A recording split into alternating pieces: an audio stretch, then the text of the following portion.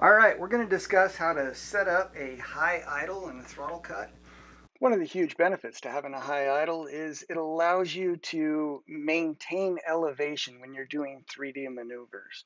You'll find that they're much easier with a high idle. Okay, you can see that it is now armed, but when I pull up the throttle, I have nothing. So I turn on my timer, and now I have a high idle. Okay, so how did we do that?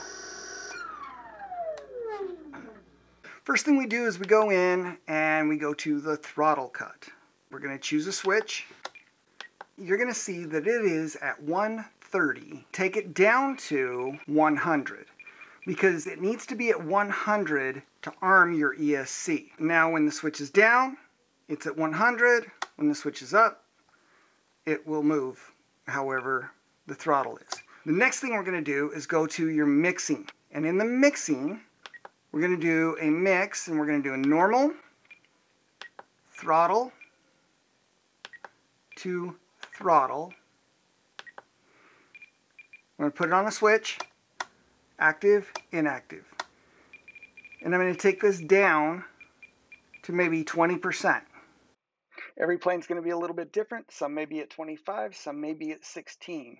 Just adjust it so that it works for you and you have a nice, good high idle.